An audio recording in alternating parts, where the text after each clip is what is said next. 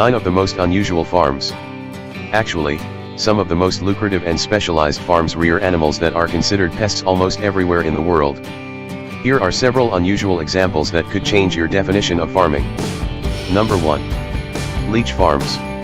They are mainly used to treat a variety of vein-related problems. In some schools of medicine, leeches are applied to relieve the symptoms of chronic illnesses like arthritis. Special medicinal leeches are used in uridotherapy. Keeping the invertebrates in sterile conditions is important for leech growers, but the creatures themselves are quite hardy.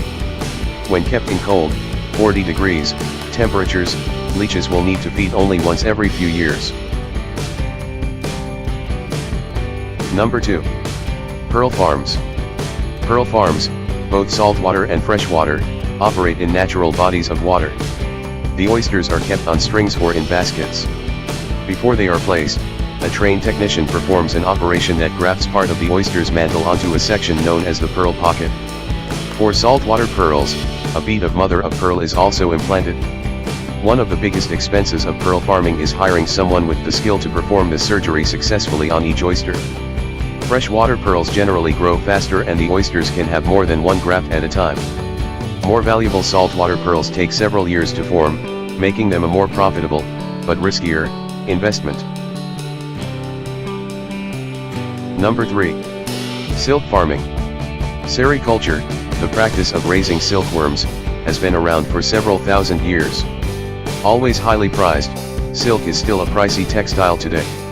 Sericulture, therefore, remains a profitable endeavor, even for small-scale farmers who raise the larvae and spin the threads as a kind of cottage industry. One silk moth lays about 500 eggs during its brief adult life. After hatching, the larvae are fattened with mulberry leaves. Eventually they spin cocoons on twigs provided by the farmer.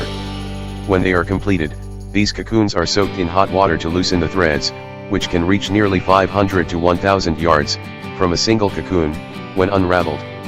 This raw material is then spun together with others to make finished silk thread. Number 4.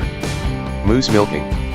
Though they mainly live in the wild, some moose have been domesticated. Farms in Russia raise the animals, not for their meat, but for their milk. Moose milk contains more butterfat than cow milk.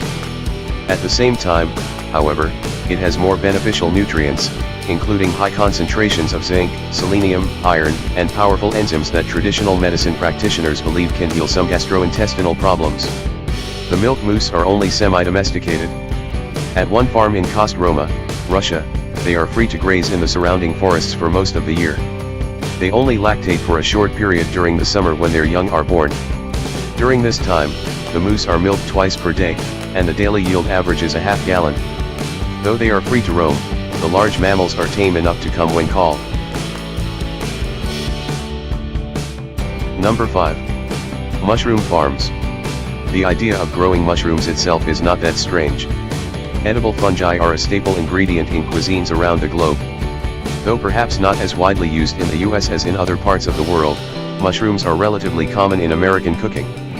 The unusual aspect of mushrooms, especially some gourmet varieties, is the way they are grown.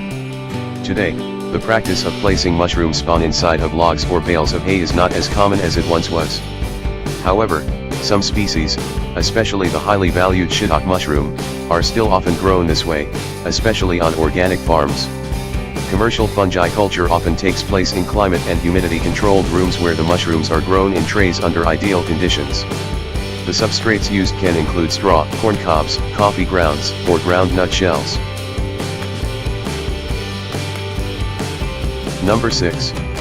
Dung coffee plantations. Some of the world's most expensive coffee is harvested from elephant dung.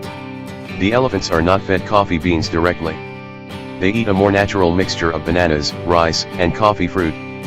The beans go through a fermentation process in the pachyderm stomachs, and they are separated from the pulp that surrounds them.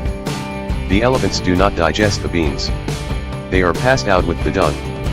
Well-paid workers have to pick out the beans, which are washed and roasted before being used to brew coffee. The fermentation process supposedly helps the coffee's flavor, and the small amount of production increases demand and, therefore, price. Number 7. Seaweed farming. Seaweed has become a valuable commodity. In places where pollution, climate change, and overfishing have hurt commercial fishing operations, seaweed cultivation is a welcome alternative that allows people to keep making their living from the ocean. The underwater plants are relatively easy to grow if the right species is matched with the right conditions. Neither feed or fertilizer is required. Because of this all-natural growth, seaweed can be a supplement to other types of aquaculture, such as shellfish or shrimp farming. Some experts are concerned about the seaweed boom changing conditions in vulnerable coastal ecosystems, but others welcome the trend as a less invasive way of making money from the oceans. Number 8. Mosquito Farms. Mosquitoes are one of the world's most hated pests. Not only can they ruin otherwise perfectly comfortable summer evenings, they can also transmit deadly diseases. So why would anyone want to establish a mosquito farm?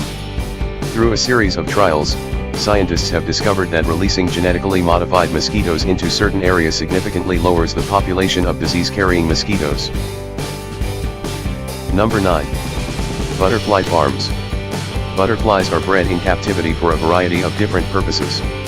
Some butterfly farmers sell their insects to people who want to release them as part of a wedding celebration. Others are sold to zoos, museums, or butterfly gardens.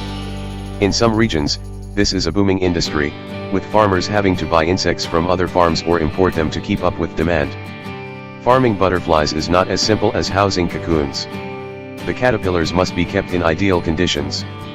Furthermore, when they are transformed into butterflies, they will need a suitable habitat with host plants that will keep them healthy and growing until sale.